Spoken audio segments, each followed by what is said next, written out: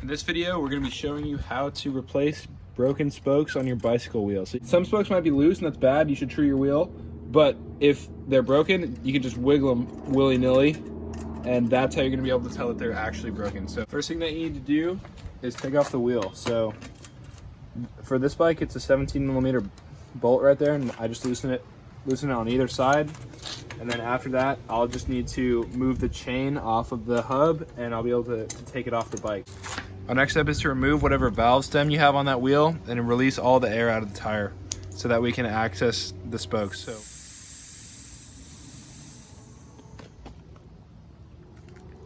now you need to remove the tire from the rim, and what I'm going to use to do this is I have some tire levers right here, but you can usually manhandle it off if you need to, if you don't have that kind of tool.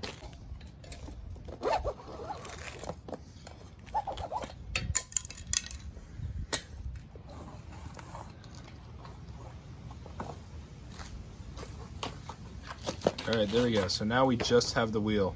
At this point, you'll probably need to remove the rim strip.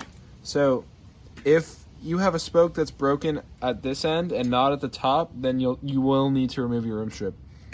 If you have a spoke that has popped out or has snapped in the middle, but a nipple that's still intact, you might be able to get away with not taking it off. All right, so at this point, I'm recognizing that this is not going to come off and go back on without me ruining it, so I'm just going to cut it off, and we'll improvise another rim strip later.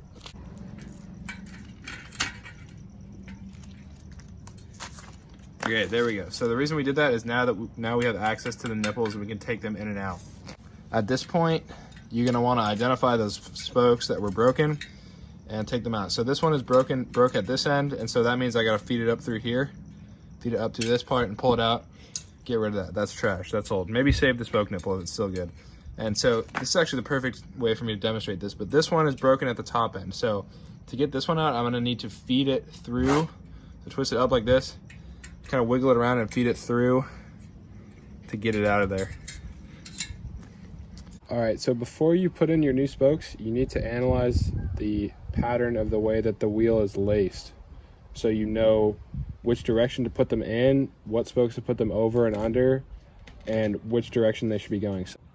So if you look, you'll notice that all the spokes that went in this way point to this leftward direction, and all the spokes that came out first and then were laced point to the right side of the wheel.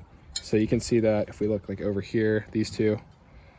And they all follow the same pattern of being weaved around the other spokes. So this one, like we can check out, this one goes over this spoke, then under that one.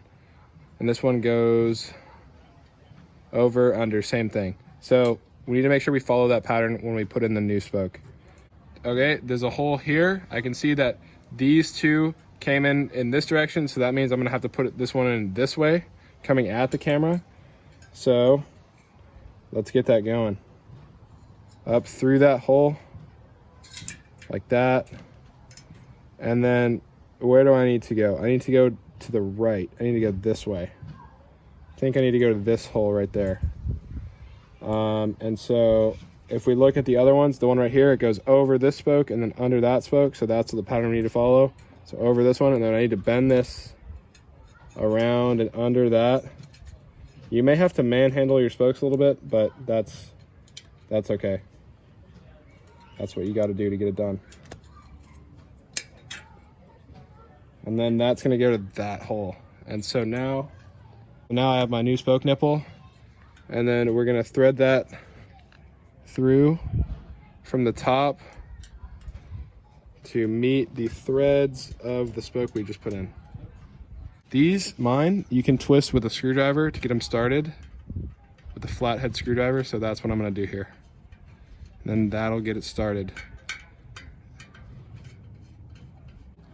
I'm going to grab my spoke wrench and I'm going to keep threading it on here just until it's about equally as tight as the other spoke right here. Now we need to make a rim strip so that we can cover up these spoke openings. I'm gonna do it with duct tape, with Gorilla Tape actually.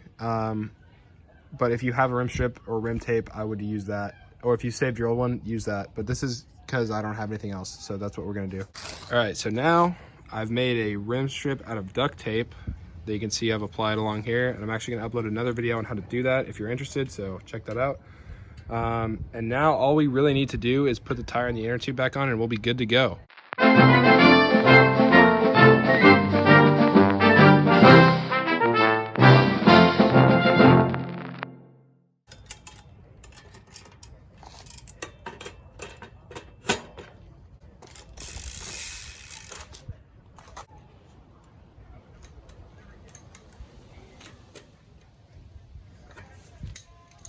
And that's it. We're done. Your bike's rideable again.